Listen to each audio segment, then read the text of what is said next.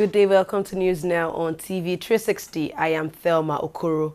The Independent National Electoral Commission (INEC) has declared the candidates of the People's Democratic Party (PDP) Sarike Dixon winner of the Bayelsa State governorship election. Dixon polled 134,998 votes to emerge as the winner of that election, while his closest rival, candidate of the All Progressives Congress, Timi Silva, scored 86,852 votes to finish second. The substantive election in the state was held on December 5, 2015, but INEC declared the election inconclusive after it cancelled the poll in southern Ijo local government area following reports of widespread electoral malpractices and violence.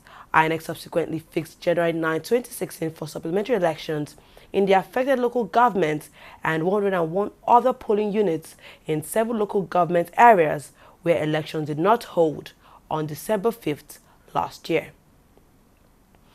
Now, the People's Democratic Party Governors Forum has hailed the people of Bayelsa for voting in the just concluded supplementary election in southern Ijo and 102 polling units on Saturday. In a statement signed by Earl Onaiwu, coordinator of the forum, after Governor Sarike Dixon was announced winner by the INEC on late Sunday night, the governor said if not for the resilience and determination of the people, the APC was inordinately out to capture the state. Incumbent governor of the state, Sarike Dixon, won re-election into the state after polling a total of 134,998 votes in that election. Nigeria President Muhammadu Buhari has insisted that the country's military has succeeded in degrading the extremist Boko Haram sect despite some recent attacks carried out by the sect members. Buhari, while speaking at the interdenomination church service to mark the 2016 Armed Forces and Remembrance Day at the National Christian Center in Abuja on Sunday, said the group can no longer launch military-style attacks as they had done in the past. He also called on Nigerians to build on things that unite rather than divide the country in spite of diverse cultures and religions. The Defense Headquarters has denied reports that 3,000 soldiers embarked on hunger strikes over the Army's failure to deploy them 5 months after their re-engagement. A statement by Acting Director of Defense Information, Brigadier General Rabi Abubakar, rebuffed the reports, saying that the soldiers were enthusiastic and full of praises to the military authorities that gave them another chance to reunite with the folk for better services to their fatherland. Abubakar said it was worrisome that some stories that border on national security were unsubstantiated. The defense spokesperson said it's a taboo for military personnel to embark on strike or do any of such things, the newspaper reported.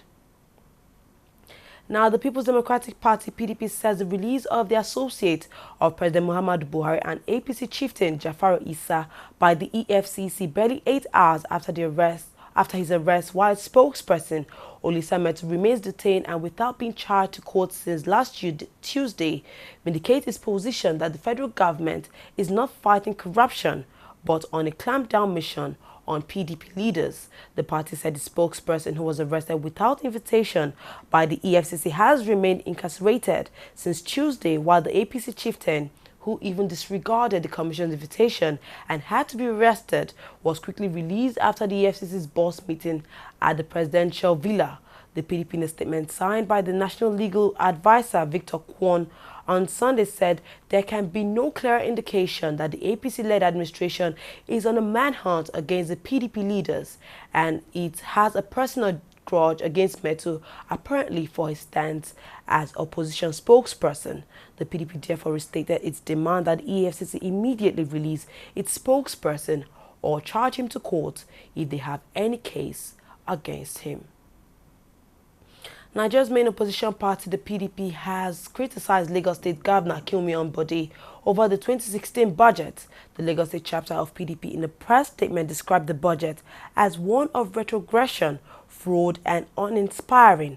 According to the PDP, the budget of 662.558 billion naira is laughable, and the total revenue of 542.87 billion naira projected by Governor Ambode is grossly underestimated. The PDP specifically condemned the budget for not accommodating a 32,000 naira minimum wage for Lagos workers, as that salary can conveniently be paid by a truly welfarist government. We'll take a short break now. When we come back, we'll look at more stories. Please don't go away.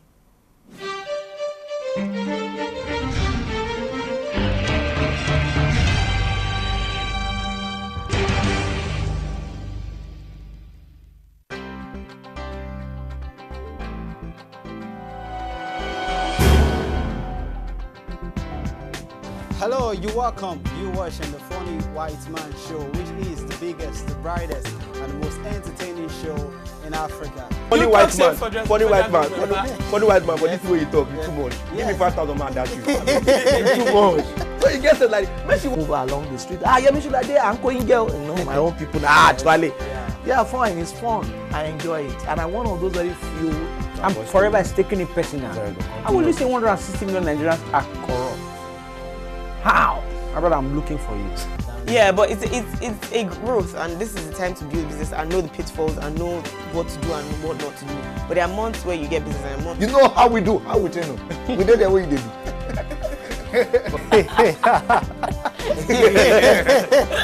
Hello, you're welcome. You're watching Trending Matters on the Funny White Man Show. Of course, we will bring you trending issues just to entertain and tickle your fancy.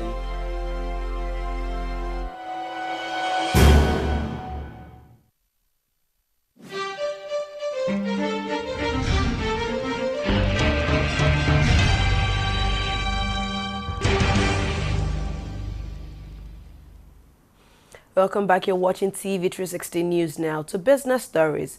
Crude oil prices fell over 2% on Monday as China's economic slowdown dented the outlook for demand, and traders are placing record bets on even lower prices as they increasingly lose faith in a significant market recovery.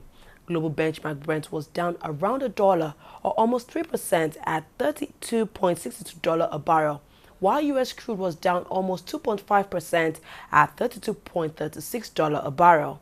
The fall comes as oil market speculators have increased their net short positions, which would profit from prices falling lower to a record high in the week to last Tuesday, and a sign that they are losing faith in a price rise anytime soon. Moving on to international stories now, a group of migrants have been attacked by a mob in Cologne, Germany, amid continued tensions over the assault on New Year's Eve this year. Police said 6 people from Pakistan were set upon by a gang numbering around 20 on Sunday, leading to 2 of them needing hospital treatment. In a separate incident, a Syrian man was injured after he was attacked by 5 unidentified people. Investigators are looking into whether the attacks were racially motivated and if there are any link to the string of sex assaults and muggings in the city on New Year's Eve, which have largely been blamed on foreigners. Those assaults have heightened tensions over Germany's open-door policy in the refugee crisis and led to calls for tougher laws against migrants who commit crimes.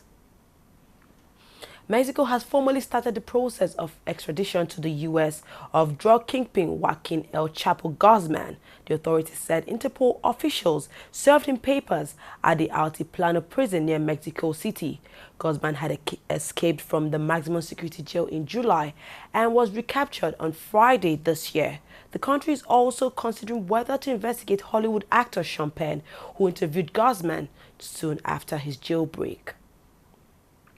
Moving on to sports now, the Congressors in Zurich set to pay host to the 6th edition of the FIFA Ballon d'Or.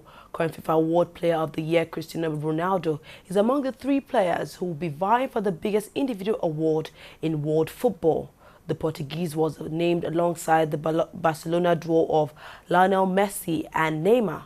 23 players were also nominated for the award organized by football's governing body FIFA and France Football Magazine, but that was whittled down to 3 after the football body counted captains and head coach of the 207-member association as well as international media representatives selected by FIFA and France Football. Since its inception in 2010, the Ballon d'Or award has been dominated by both Cristiano Ronaldo and Lionel Messi, as both players have claimed each of the 5 awards. Brazilian superstar Neymar will be hoping to become the first player to at least break into the top 2 since Andreas Iniesta finished second in 2010. UK Athletics has suggested world records should be reset to help achieve a new era of clean competition. This was suggested after a meeting of members of the sports governing body in the UK, where several proposals were made, including longer bans for drug cheats and a public register of tested athletes. World Athletics has been dogged by a string of damaging stories and revelation in recent months. Lamin Diak, the former boss of world governing body of the IAAF, was placed under criminal investigations over allegations he took payment for deferring sanctions against Russian drug cheats. He has since denied any wrongdoing, and 3 IAAF figures, including Diak's son Papa Masata Diak, were given lifetime bans after reports claimed they conspired to blackmail a Russian athlete in order to cover up her doping violations. Well, we've come to the end of news now. Thank you very much for joining us. I am Thelma Okoro.